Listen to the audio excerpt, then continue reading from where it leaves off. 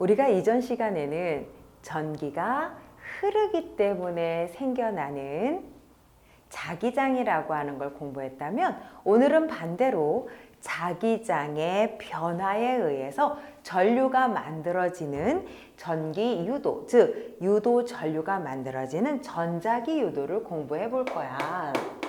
자, 전자기 유도라고 하는 것은 무엇이냐? 지난 시간에 우리가 공부를 한 것은 직선 도선이 되었건 또는 원형 도선이 되었건 또는 코일이라는 형태로 솔레노이드가 만들어지면 이 안에서 전류가 흘렀을 때 전류에 의해서 자기장이 만들어지고 이 자기장에 의해서 자석이라는 것이 형성되는 것을 우리가 표현을 했단 말이야. 이번 시간에는 이 전류가 흐르지 않아, 즉 도선은 있는데 도선에 우리가 건전지라고 하는 형태의 전압장치를 연결하지가 않아서 전류가 흐르지 않아. 그러면 전류가 흐르지 않는데 이 자기장의 변화를 줌으로써 거꾸로 전류가 흐르도록 유도할 거라는 거지. 그래서 지난 시간에 배웠던 반대 현상으로 자기장의 변화에 의해 전류가 생성이 되는 것을 우리는 유도 전류가 만들어졌다라고 얘기를 할 거고, 유도 전류가 만들어지는 이것을 전자기 유도라고 부르는 거야. 자, 이 전자기 유도하면 제일 먼저 확인을 해야 되는 것은 바로 무엇이냐면 렌츠의 법칙이라고 하는 것부터 확인을 할 거야. 렌츠의 법칙을 확인한 후에 패러데이에 의해서 실제로 계산할 수 있다는 것을 확인을 해볼게. 그래서 첫 번째, 렌츠의 전자기 유도 법칙이라고 이야기를 하면, 렌츠라고 하는 것은 이 자기장이라고 하는 것이 그대로 있는 것이 아니라 자기장에 변화가 생겼다면, 모든 자연현상에서는 변화를 느끼게 될 때 변화를 없애는 방향으로 다시 반응이라고 하는 걸 형태를 나타내게 된단 말이지. 그러면서 유도 전류가 만들어진다 라고 이야기를 한 거야. 자, 무슨 얘기냐면 렌츠는 이렇게 얘기를 한 거지. 원통이 있었는데 원통에 이렇게 도선을 감아서 코일의 형태를 만들어 줬어. 그리고 요 밑에다가 검유계를 달아서 전류가 흐르는지 흐르지 않는지를 확인을 해 볼 거야. 그리고 이쪽에 자석에 N극이라고 하는 것을 가까이 다가왔다면 이라고 얘기를 해줄 수가 있어. 그럼 우리는 N극이 다가온다, 즉 자석의 끝이 다가오고 있으니 자속의 밀도, 즉 자속 밀도가 증가하게 될 거다라고 얘기를 할 수 있단 말이야. 그러니 이 자속 밀도가 증가하는 변화량이 생겼네. 그럼 우리는 어떻게 할까? 아, 더 이상 오지 마. 나는 변화를 느끼고 싶지 않아 라고 하겠네. 그래서 N극이 다가오는 것을 밀어내게 될 거야. 그래서 이쪽에 같은 N극으로 미는 힘이 이쪽에 S극으로, 자, 이렇게 해서 자기장의 형성을 만들어내게 되는 거지. 이것이 하나의 전자석이 되었다면 우리는 어떻게 얘기했어? 엄지손가락은 내부 자기장의 방향을, 그리고 나머지 네 손가락이 감싸지는 방향이 전류의 방향이다 라고 했어.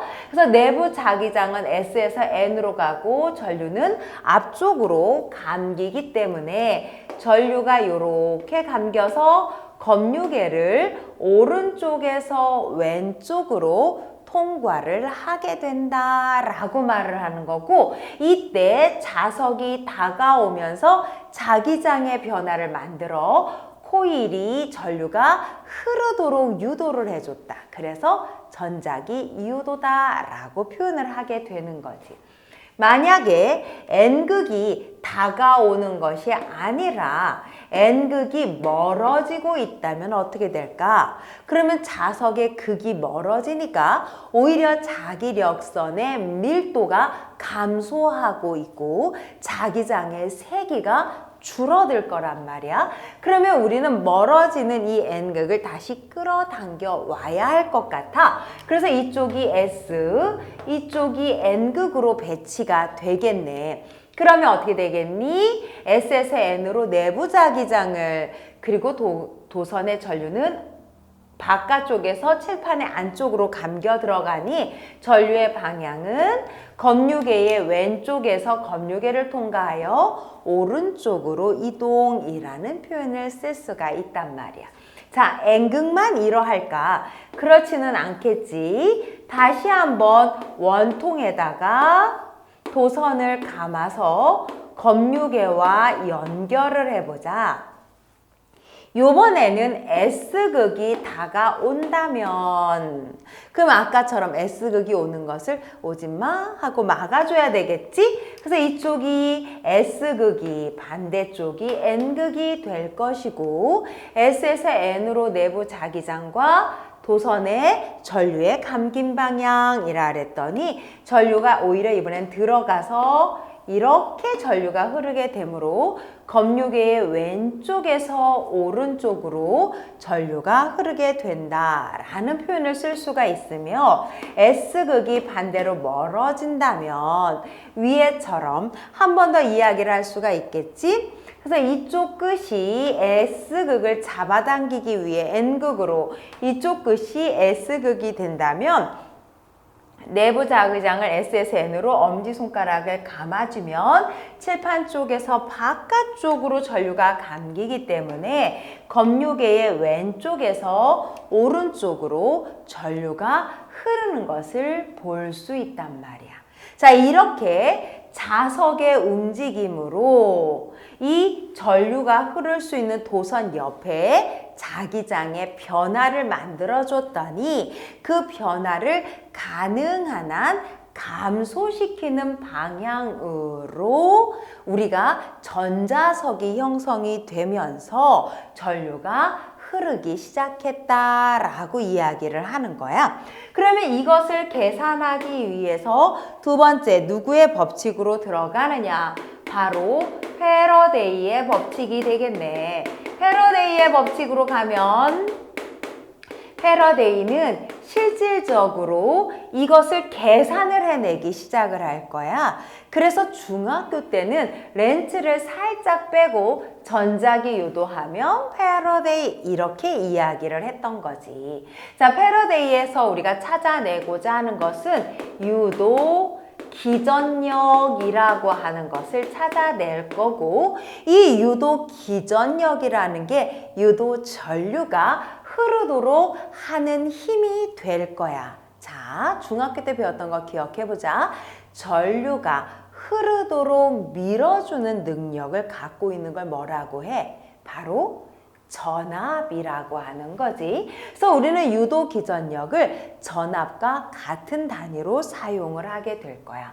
그래서 유도 기전력을 V는 하고식을 만들어서 볼 수가 있겠어. 자, 유도 기전력은 자기장의 변화가 먼저 있고 그 변화를 반대로 줄이기 위한 방향으로 작용하기 때문에 마이너스라고 하는 방향을 주고 시간의 변화분에 자, 자기장이 다가오거나 멀어질 때 이 자석의 끝부분에 해당하는 자기력선의 숫자, 자속 밀도의 변화가 어떻게 나타나느냐라고 하는 것으로 표현을 한단 말이야.